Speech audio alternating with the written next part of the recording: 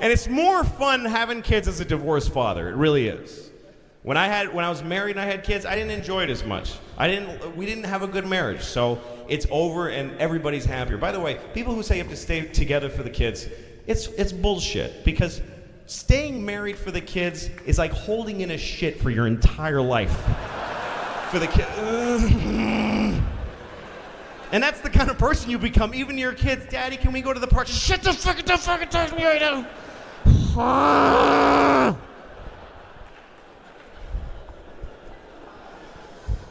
I see married couples together all the time, and sometimes it's sad. They just become the dumb and cunty show. That just becomes...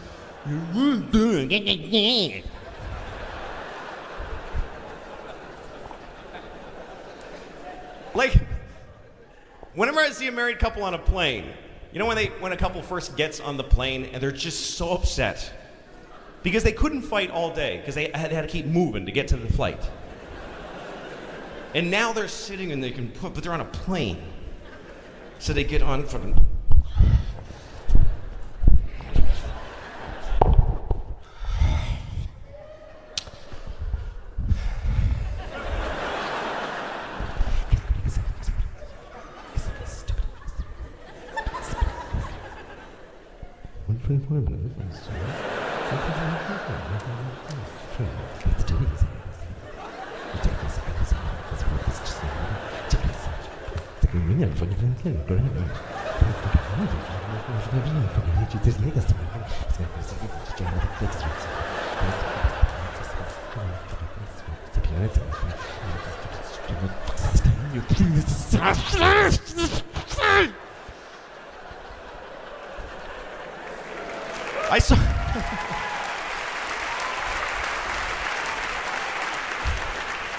I saw this couple once in a supermarket, and I felt really bad for them, especially the guy, because I could see he was making mistakes that were, once you get divorced, you realize there's a lot of shit I could have fixed just by getting my head out of my own ass. Like, I saw this guy, is a guy and his wife, and she's got a cart full of, it was a supermarket, she had a cart full of stress. She had a very stressful shop. And she's standing there, and he's with his personality annihilating phone, just and she's standing there like, and she says, "Can you help me?" And he's just, sports. And she says, "Can you help me?" Like she's trying to find his frequency. "Can you help me?"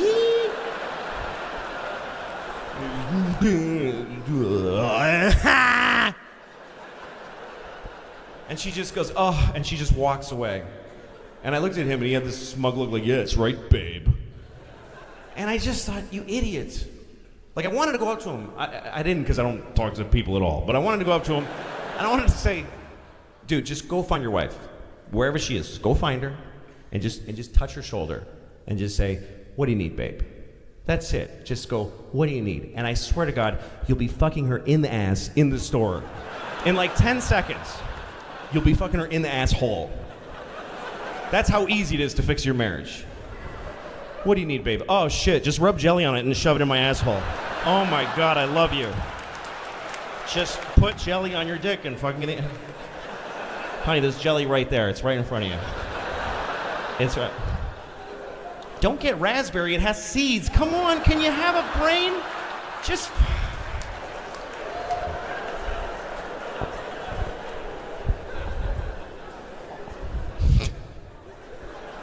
That's really dumb.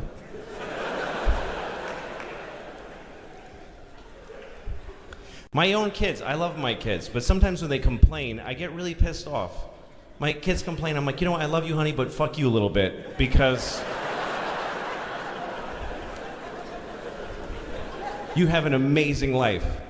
I gave my daughter Benadryl the other day because she had a rash and it was bubblegum flavored. And she's like, "Ew, fuck you, ew, what are you, nuts?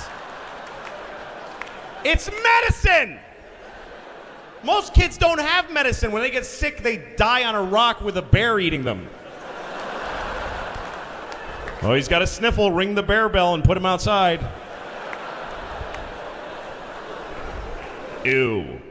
You're fucking a white girl eating bubblegum medicine, wearing clothes made by children your age professionally.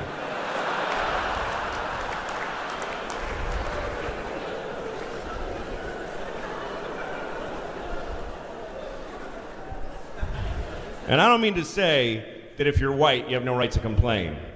I just mean that if you're black, you have more right to complain. White people wish that black people would just forget everything that ever happened to anybody. We're so impatient. Come on! Every year, white people add 100 years to how long ago slavery was. I've heard educated white people say, slavery was 400 years ago. No, it wasn't. What are you, crazy? It was 130 years ago. And it's not like it ended and then everything has been amazing for black people. Slavery, and then it just ended like a clean shit where you don't have to wipe. Just a perfect ending, and then it's just been parades and blowjobs and presents for every black person every second since slavery ended. If you meet a black person with gray hair, they remember a time where they legally weren't allowed to use certain water fountains, so give them a second. And by the way, white people, we have the same thing, you know? We have things that happen to us that we're still coping with, like when they took our slaves away. That was really hard for us because we really liked having slaves, and now we're sad. So, pretty much unbalanced.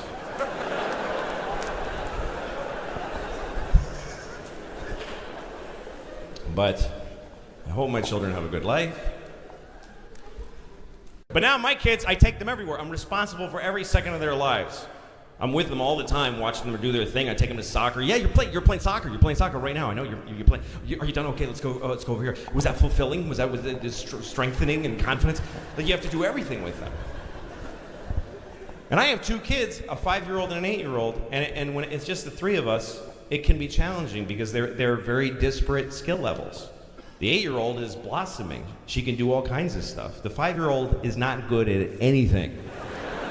I mean, she's 5. She's appropriately shitty at everything for a 5-year-old. But what that means is that when we go out together, we have to choose shit that she can do. We're all brought down to her level. We're like 3 5-year-olds of different sizes, just doing boring 5-year-old shit. It's limiting. Hey, let's go for a bike ride. I'm never very confident in my bicycle. Oh, fine. Let's just sit here and look at each other then. Is that? Jesus. We went swimming once, the three of us, and it was torture because the 8-year-old is amazing. She's swimming and she's in the deep end. And she's swimming alone. She's lonely. She's, Daddy, please swim with me. I'm like, I can't because this one won't. We're in the shallow end. And she won't let go of me. She's like, I'm going to drown. Just, it's to your tits. Just please fucking stand there. It's nothing. It's too deep. What, really? What, like, I would just go, haha, you're dying now. That's funny to me. Like, really? If I wanted to kill you, I'd wait till you're sleeping and do this for 4 minutes. That's all it would take. You should thank me every morning you wake up alive. That's how easy it is to kill you. So why would I take you to a fucking swimming pool in the afternoon to murder you? It's just hard because that one kid, she's nothing. Please, I wish I could. I wish I could say, you know what? Can you get out of the pool so I can go be with my friend who I have shit in common with? Do you have to ruin every day of our fucking lives? No, that kid was a bad idea. I'm serious. And I love her. I love her. But I wish she was never born. That's just, this is, any honest parent will tell you that they live with that ambivalence. And it's torture. You look at your beautiful child's face and you have two feelings at the exact same time. I love my daughter in a profound way. I cry at the drop of a hat when I think about her. This kid has made me love her so much that it's made me more able to love other people. I can love people that are dead that I didn't love properly. Her love for me makes my love transcend time and travel through space. This kid is amazing. You cut a tomato on a plate and she smiles like you just fucking adopted her from Zimbabwe or something. She's an amazing creature of pure beauty and love, and I regret every single thing that led to her birth. That's how you feel. Because it's fucking hard. If you're really putting the time in as a parent, there's no parent that's really raising their kids who hasn't given the finger to the back of their head at least 3 times by the time they're That means you're really doing the work. If you haven't done that, you have nannies and shit. You're not a dad or a mom. Good night, sweetie. Okay.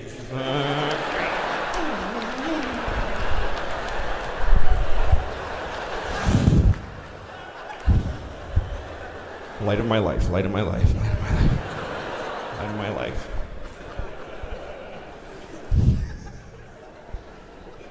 I think that, you know, I think one of the advantages to having kids is that they just cheer you on. Like, I have eaten shitty my whole life, and my kids just think it's hilarious. They don't care. They're like, Daddy ate 40 cookies! They just think it's the funniest fucking thing.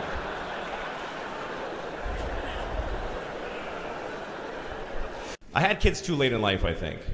And I didn't take good care of myself. I'm a shitty, unhealthy father. And I think that's unfair. And I wish I'd taken care of myself when I was younger for their sake. It's another thing young people do. They don't look ahead.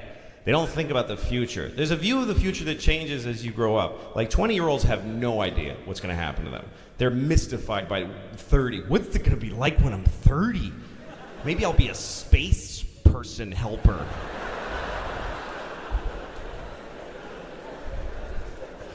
They don't have any idea that when you fuck with your body, you're ruining the parent that you're going to be. If you're 35 and you're out of shape and you don't have kids, don't have kids. Because it's not fair to them. My kids deserve a 25-year-old father with a kid on his shoulders going, whoa! Whoa, I'm going to get you! I'm going to get you! I'm so not that guy. I'm not even the cool salt and pepper dude throwing the football through the tire on the Viagra commercial. I'm not even that guy. You know. Because I didn't take care of myself. Young people are arrogant. They're like, fuck it, man. Woo! Who gives a shit? Who wants to live forever anyway? Woo!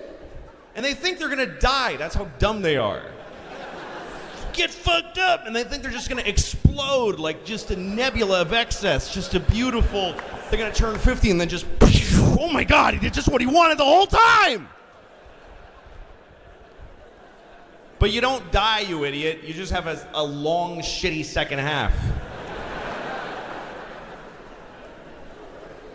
You get to like 38 and you're like, ugh, I'm uncomfortable a lot of the time.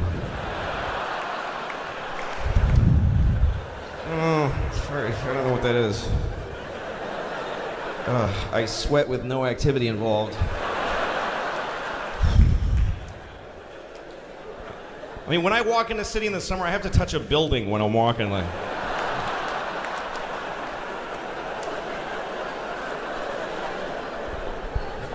and I got 40 more years of this shit. I'm not dying.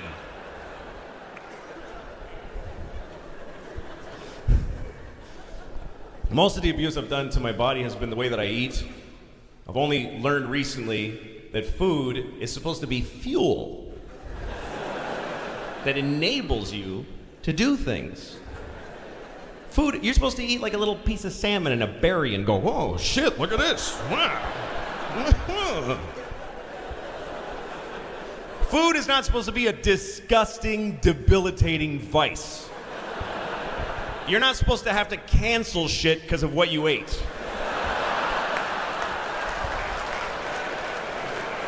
Just clear the day so you can take the hit from what you put in.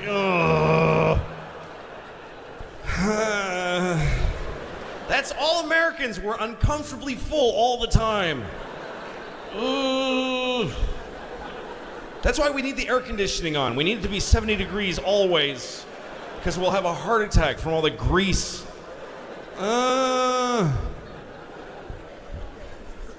Do you know that it costs 10 times the fuel to air condition our homes than it does to heat them? Did you know that? 10 times the fuel, just for comfort. How shocking is that? Especially because it's not true. I made it up, but it's fun to... Fuck it, it's true. Who cares? Just go home and Google it. I'll get home before you and put it in the internet and it'll come up. But We eat too much as a nation. You ever go into like a real American restaurant like Applebee's and everybody's just in pain at their tables, just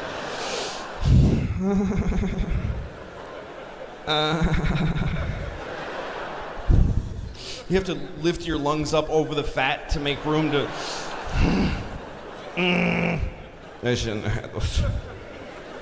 Do you want dessert? Yes, bring it, stupid. I'm fine. I'm just trying to. You're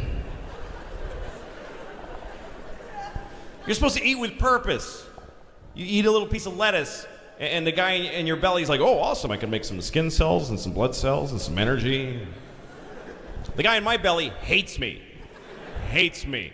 He gets my third donut. He's like, what the fuck do you imagine I'm doing with that? There's no part of you I can make out of donuts. It's just a storage issue. You're creating work for everybody. And 4. He's having 4 fucking donuts. It's 10 o'clock.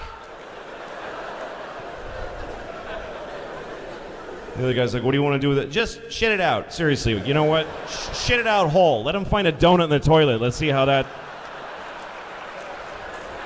educates this fat piece of shit. I'm tired of this.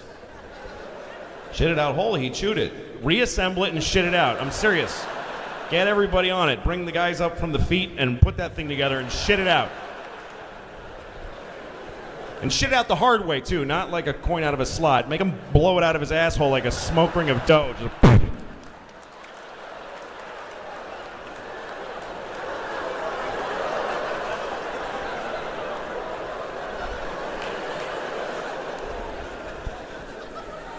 I just shit a coconut donut. It's perfect.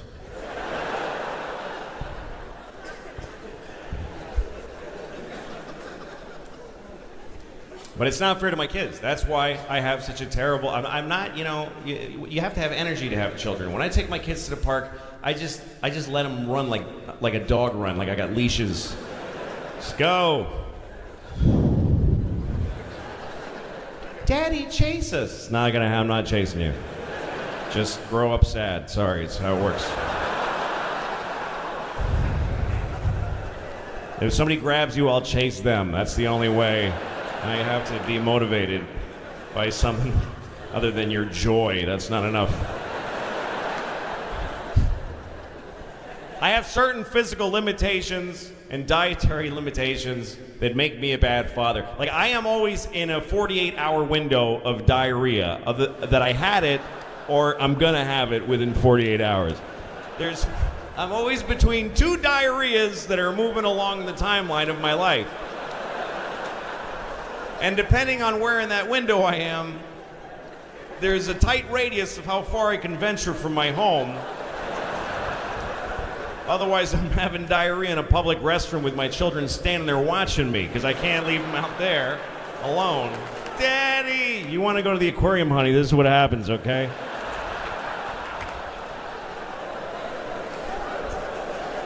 It's not fair to them.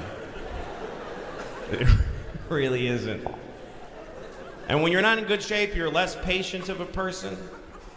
I'll tell you this story about one time that I thought I was going to die. I think it's the only time where I thought, why wouldn't this be when I die? I was on a plane. I've been on a lot of planes and a lot of shitty weather and stuff, but this shit was fucked up. I was in Indianapolis on a plane, waiting to take off, and we're sitting there, and the pilot comes on, and he says, hi folks, the fuel gauge is broken, so we're waiting for maintenance. So we wait, about 20 minutes. Then he comes back on, folks, the fuel gauge is still broken, but we're gonna go anyway.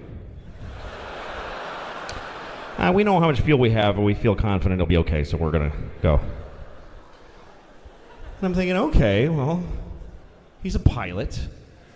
I'm sure he's going by some manual that says, if the fuel gauge breaks, call maintenance. If they're not there in 20 minutes, fuck it. Fuel gauges are overrated, just go, you're fine. Just top it off and remember what happened. So then we still don't take off. And the guy comes back on. Folks, we have another problem. LaGuardia Airport in New York won't give us clearance to take off because the weather's been bad there intermittently. So we're going to wait for that. So we wait 20 minutes. Then he comes back on. Folks, LaGuardia still hasn't given us clearance. But we're going to go anyway. We're looking at the radar. We think the weather will be fine. So what we're going to do is say that our destination is Philadelphia. We'll get clearance to go there. Halfway to Philadelphia, we'll switch course to LaGuardia Airport. We'll be happy there in a few minutes. I swear to God he said this. First of all, I'm pretty sure you're supposed to be honest with the dude in the tower. Like, does the dude in the tower have to go, really? You're going to come on? Tell me where you're going. And why is he telling us this shit? Am I going to have to corroborate this lie if we get pulled over by the sky police at some point in the flight? Oh, no, we're totally going to Philly. I got a brother there, and we got a thing in Philly. But I'm still fine with it because we're travelers on the plane. Yeah, I got a thing. Fuck it. I'm immortal. Just go, please. Yes. Go into marginal weather with shoddy equipment secretly. I totally support this plan.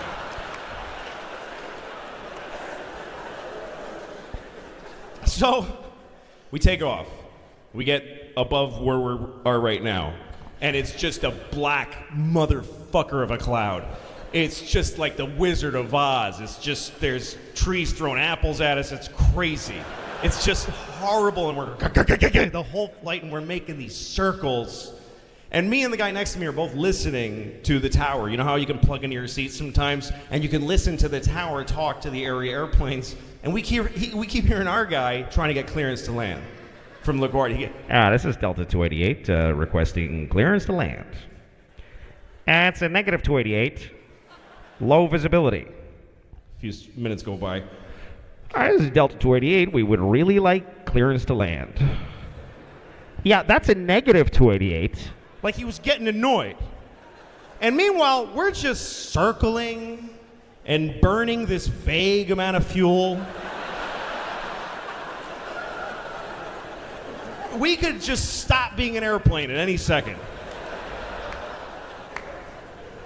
And then we hear this. This is all true. The LaGuardia guy comes, it's LaGuardia Airport to all area airplanes. We are closed for the night. Zero visibility.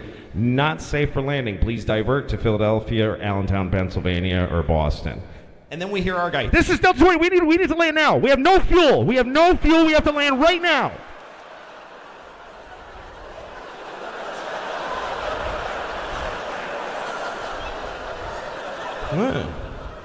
Interesting. Then there's a pause, and then we hear this. Well, then clear to land, then 280. That's how he said it. Like, dude, no one can see, okay? But just, I guess all the dumb decisions you made today have made this a good one. Just take a shot. I'm going home. Just fucking turn the lights off after you crash. I don't give a shit, frankly. By the way, you're not supposed to be here, you fucking liar. You said you were going to Philly.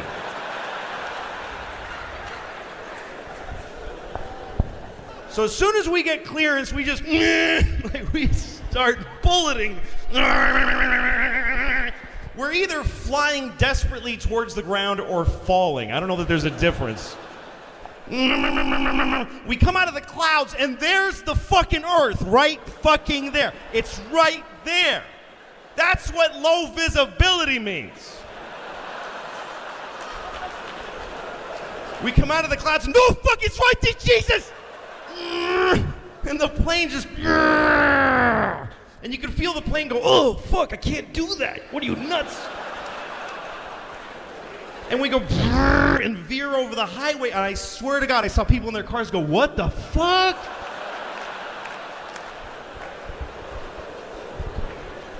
And we hit the runway like sideways, like poof. And the pilot comes back on, all true, I swear to God, he's totally out of breath. He's like,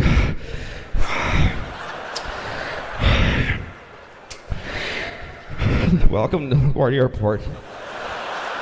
New York City.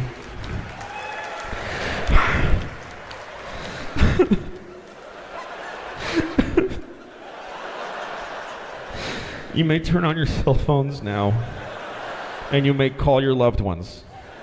He said that. He said you may call your loved ones.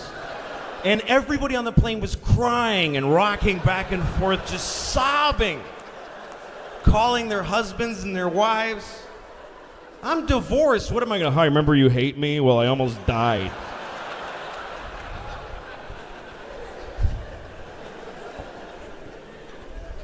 And I got in a cab, and the cab driver goes, that was a very bad landing.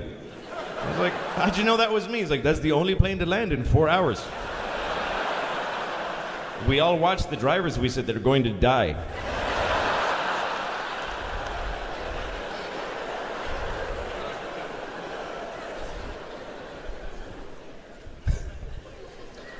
The one thing I truly resent about my children is that they don't respect sleep. They don't. They don't give a shit.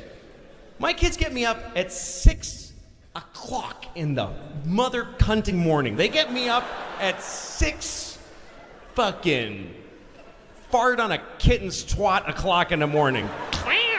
That's how early.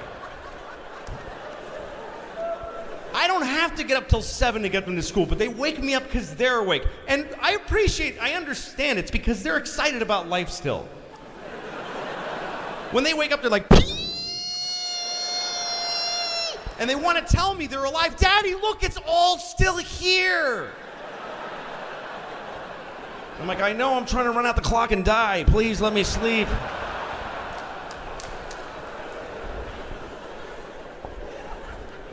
And at 6 in the morning, I am sleeping, man. I am sleeping a beautiful sleep. I am sleeping a deep, dark African sleep. I am fathoms deep in a river of warm chocolate, just and sleep is like an ancient whore with 20 tongues just blowing me like perfectly. And she's speaking a dead language.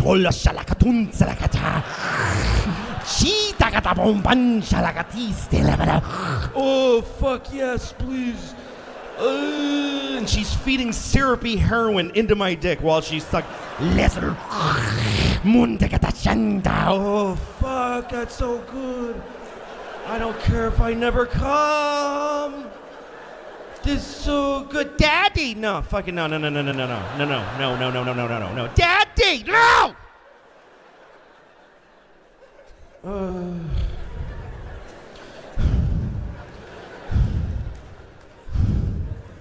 I walk around my apartment. I can never see out of my right eye till about 10 a.m. Just, it's totally clouded. I have a doctor friend, I told him that, he's like, I've never heard of that. Just... The fuck was that? Oh, I have two. Why the fuck did I do that? That was dumb. Why did I fuck that lady all those years ago? Could be sleeping right now.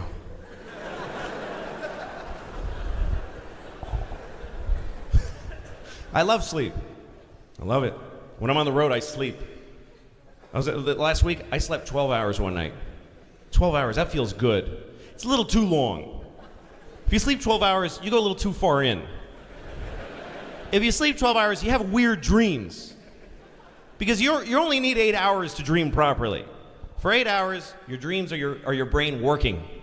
Because all day, you're walking around, your brain's just trying to run your legs and your arms and shit and your lungs, and then there's just like new iPods and people and shit, and after a while, you're like, shut it down!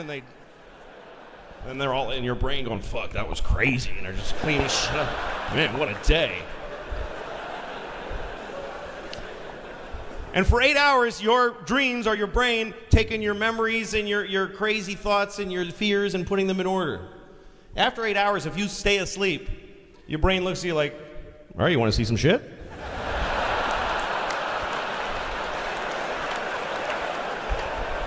I mean, if you want to fuck around, I'll show you some shit. I got some shit here. You want to find out who you really are? You sure you want to hang around for the late show? Because this gets fucked up now. Yeah, maybe you forgot about this! Ah!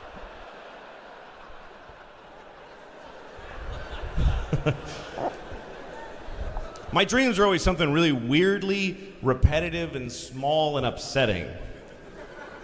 Like the other night, my dream was Gene Hackman making me put a rock in a bag over and over again. That was a whole dream. Put a rock in that bag.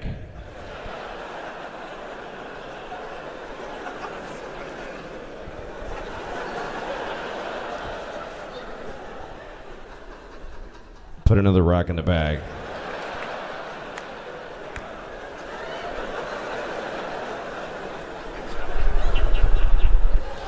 I wake up with just pee all over me.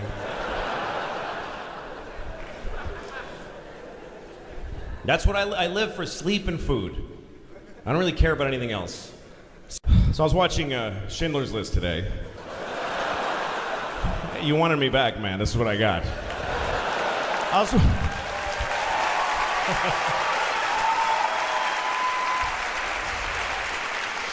was watching Schindler's List. It's funny because Schindler's List, when it came out, was this moment, you know? It was a document and everybody talked about it. Now it's just on. It's just on TBS. And you can just flip on by, the Jews and all, okay. And then you flip this way and you see Dudley Moore and Kirk Cameron switch bodies. And that way it's Hitler and the Jews and all that. It's just... I was watching Schindler's List, and there was a scene that really, I forgot about this scene, and there I saw it. There's a scene where all the Jews are being let out of Warsaw. They're being forced out of Warsaw. They got all their belongings on this road, and all the people that aren't Jews are watching them leave in nice clothing. It's this horrible. And there's a little girl in this scene, and she's standing on a mailbox. She's about 8 years old, and she's in a pretty dress. You remember this scene? And she's watching them. She's going, "Goodbye, Jews! Goodbye, Jews!" And this really struck me, and probably the Jews too, that it happened to, because I think it must be real. There must have been that girl, and when they researched the movie, somebody told Spielberg that story, and he was like, "We're fucking doing that." That's amazing. And because I know how movies are made, I know that they had to go and find an 8-year-old girl who could nail that shit. So somewhere there's a tape of like 50 little girls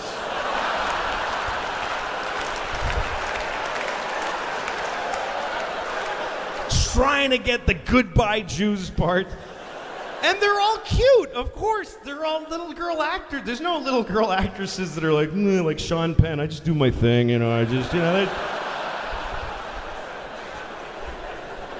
They're going from the Hannah Montana audition to the "Goodbye Jews" thing, taking their turn. "Hi, my name's Dorothy. I'm with William Morris." "All right, Dorothy, go ahead." "Goodbye, Jews."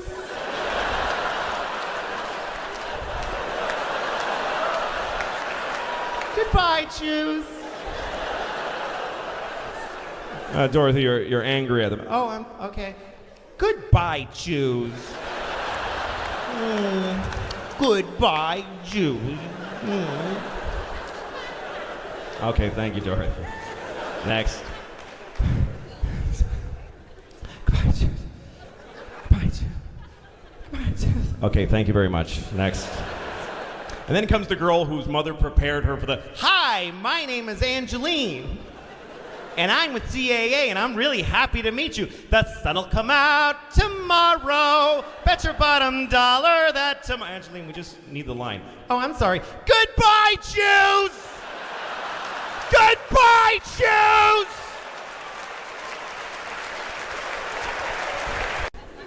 But it's important to me to do a good job because it's my job. I mean, also you paid me, and you paid me. I get money from every ticket, so your money is mine now. I own it now, and it's gonna be gone tomorrow. I'm a piece of shit. I don't save money.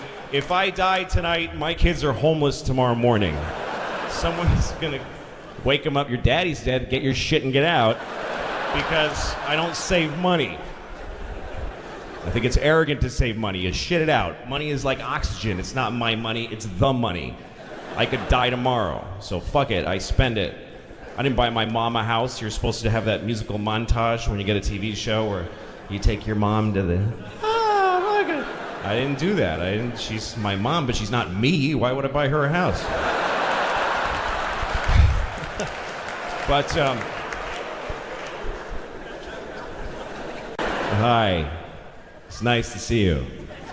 It's nice. Let's talk about some shit.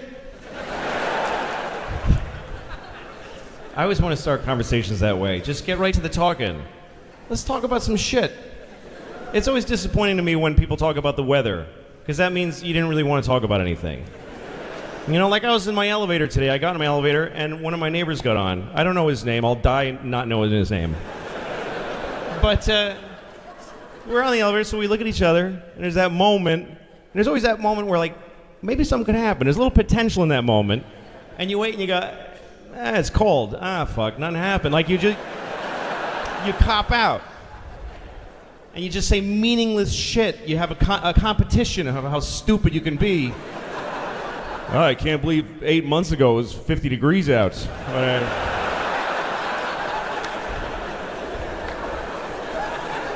But what if you didn't do that? What if you didn't cop out? What if you just let the moment linger?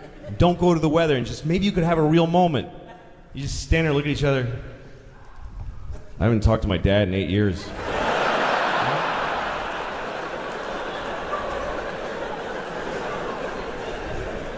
But I'm glad you're here, and I really hope that this goes well. For your sake, because here's the thing, I could ruin your night. Let's be really clear. I have the potential to ruin your night in a way that will resonate for weeks, that will actually change. And listen, this is a lot of people. This is a responsibility, what I'm talking about here, because there's about 3,000 people here, and if I release this many people into the community angry, that could have an impact on what history would have been. Like if I just came out here and said hi, and then I just went and just shit my pants, and then I just leave. And you sit there, he's not just gonna shit his pants and leave.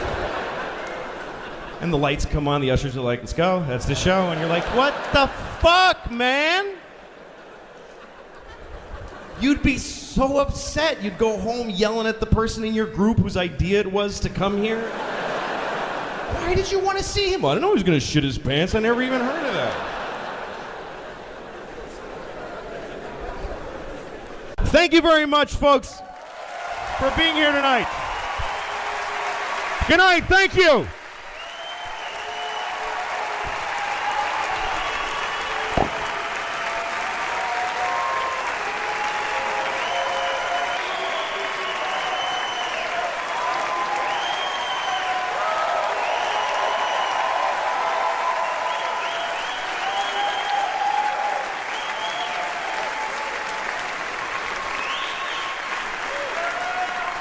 Thank you.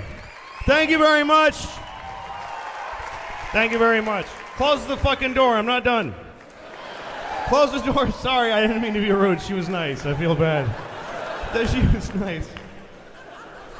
She's been working here for like 60 years. I just fucked her up. That wasn't nice. Lady in the red coat. Yeah, fuck you, man. Who are you, fucking Itzhak Perlman, asshole?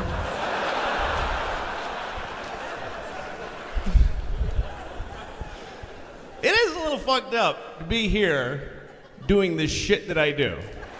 When you consider that somewhere there's a kid in, like, you know, Yugoslavia playing the fucking violin in a basement and putting coal on a fire and shit, and so that he could someday sit in a chair right there, and I'm sitting here going, fucking yeah, and just shitting and pissing.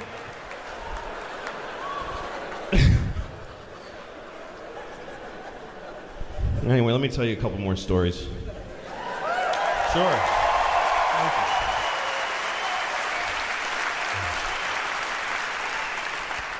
I truly have nothing better to do for the rest of my life. This fucking Carnegie Hall. But I'm not motivated by the money to do a good show. I'm motivated by a responsibility to you because I don't know who's out there. Maybe there's somebody here who has more at stake than I do. Maybe there's a couple here on a first date. Maybe there's a guy here. I don't care if it's you. But I'm only interested in the hypothetical people.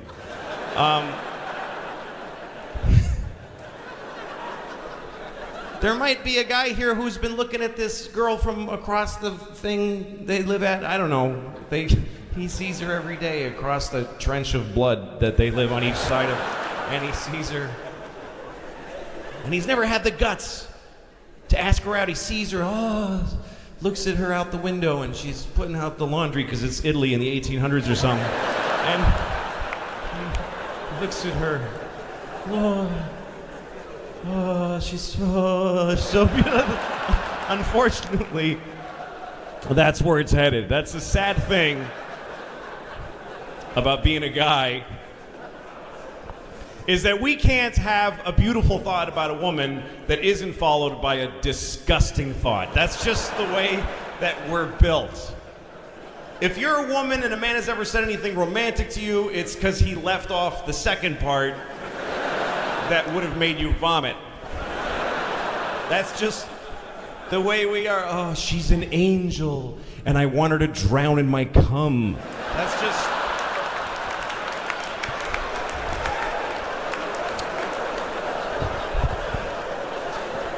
That's just the way we are. We're designed that way. We have to be that way, because we have to fuck you, and that's kind of gross.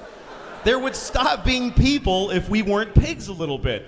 Because we have to get on top of you and fucking fuck you. You gotta be kind of a pig. Women get to be elegant during sex. They lay back and they pose and they just... Even aggressive women on top get to put their hair up and do a whole thing. But we just gotta climb on and... Like, we just gotta... That's why we gotta think that we gotta prosecute the pussy. That's the way we have to think. Get on the dick train, bitches!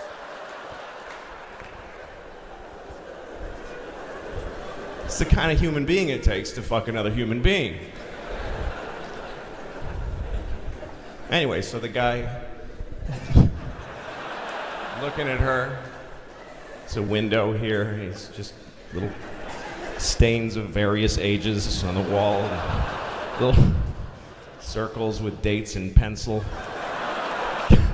Like a kid's growth chart on a door jamb, but very different.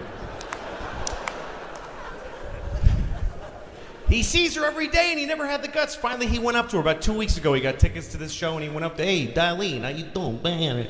I don't know why he talks like that, but whatever, he's... Hey, Darlene. Sometimes he just makes noises in an accent without words. Hey, Darlene, you want to go sometime?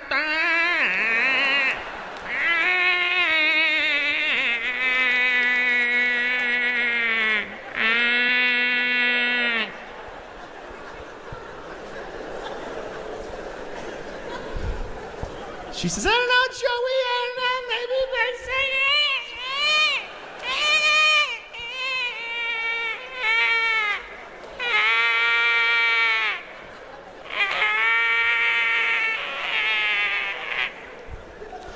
So she agrees to go. And they get in his car, they drive and they go to the place and they get a thing that we all enjoy because it's local and who gives a shit. And then, I don't care where I am. I really don't give a shit. I'm not interested in where I am ever. I've been doing this for 25 years. I don't even know how long anymore. I'm not impressed by the place. Like, I was in Chicago. Every time I go to a city now, everybody's like, oh, you gotta get the... No, I don't. I don't have to get anything. I don't care. The two most boring things in the world to me are civic pride and civic rivalry. I'm from Boston. That's a very divisive city. Somebody always goes, woo, then somebody else goes, boo. And I really want them both to just fuck themselves and die. Because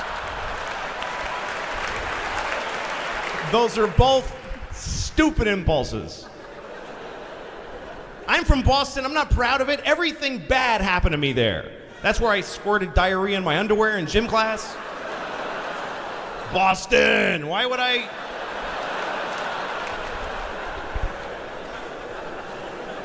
And if you're gonna boo a city, if you're gonna raise your voice and say boo at a performance because a city was mentioned, you better have a really good personal reason. Like the whole city of Boston raped your mom, the entire city. Every citizen they made her comfortable and they just raped her for months. It took so long to organize. It was like a coat drive. It just went on and everybody got a thing in the mail. I gotta rape that lady in a month. I gotta get off work and men, women, old ladies, why do I have to do this? Newborn baby girls, they just fucking fuck your mom. If it gets that bad, you can go ahead and boo Boston. I understand. And even then, that's a pretty weak response to the mass raping of your mom by an entire city. You're just gonna go boo. Why'd you boo? It's not a fan. I don't like it. Was the Red Sox? No, they raped my mom. They all did.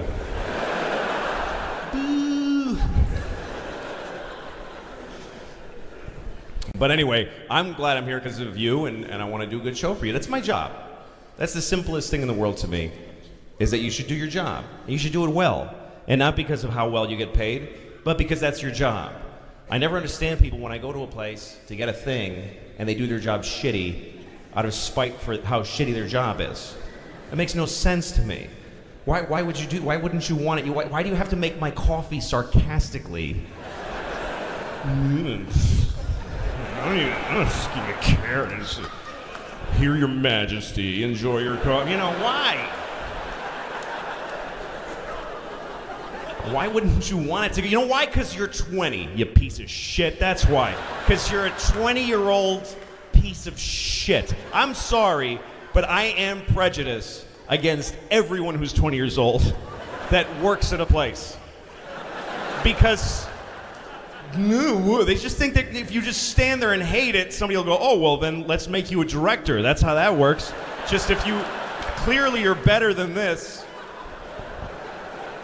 20-year-olds are the worst people because that is a person who has been taking and just sucking up and absorbing fucking education and love and products and just giving nothing back. They're ripe like a big fat ripe orange on a tree, and the tree's like, get the fuck out of here. Jesus, this is crazy. What? Fuck you, I don't want to go. If you're 20, I guarantee you never did anything for anybody. Yes, you went to Guatemala on a school trip and they told you helped, but you didn't help at all. You were a way bigger pain in the ass than you were any help to those. They're like, I got a mudslide in my house and I got to babysit a fucking college student. Just take a picture of her with a shovel so she can put it on Facebook and leave us alone. I had such an amazing experience. Really? Did you take from them too, you motherfucker? 20-year-olds are not interesting people. They have nothing to say. Nothing has happened to you. My parents moved and I go to school. Who gives a shit? Unless you beat cancer as a child, you have nothing to say. I'm more interesting because I'm 43. That mathematically just makes me more interesting. Just because shit has happened to me. I've collected stories. When I was 35, a woman blew me, and 2 years later, she killed herself. She hung herself to death. That's an interesting story. That's worth listening to and pondering. Because it means it takes 2 years after blowing me for the shame to be too much that you gotta do yourself in. That's the gestation period.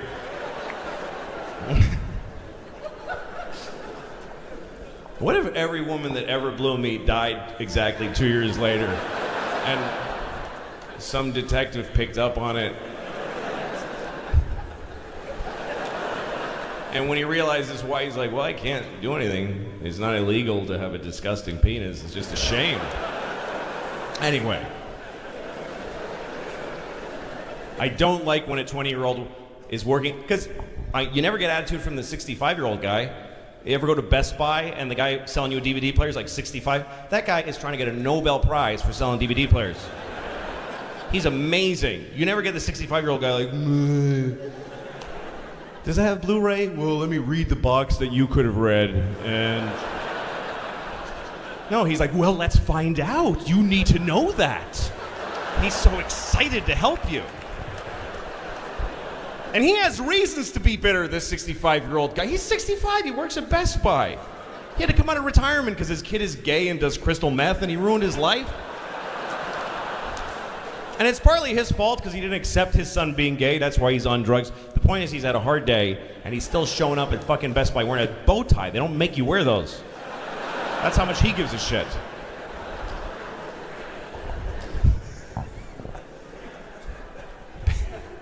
I don't know, man. Younger people, okay, fine. You know, I'll wait and see. Maybe you'll be interesting. You know, it's a lot of work having kids, especially now, as opposed to the past. Because in the past, you just had your kids and they just did their thing and you did your thing. That's what it was like for me. I'm amazed at that now. Because I have a 5-year-old and an 8-year-old. My oldest daughter is 8 years old. And when I was 8, my mother, she would go to work and I'd go to school. We were like roommates. There was no... She'd just go, see you later. Maybe I'll have a child when I get home from work. I don't know. I would go to school and then I would just wander around town. And I would do weird shit. I used to go to the store and steal tampons. I got in this weird thing where I stole tampons every day. And I never got caught. I mean, the guy probably saw me, but he's like, I'm not confronting the kid who steals tampons. I did a lot of weird shit when I was a kid. I showed my penis to a girl with Down syndrome that lived down the street. I did that. Go ahead and judge me. I was 9. I mean, I'm still the guy who did it, but I was a kid. I just really wanted a girl to look at my penis. I wanted to have that moment. And I was too afraid to ask any girls that didn't have Down syndrome. Basically, was because girls in my town scared me. They smoked parliaments and had feathered hair, and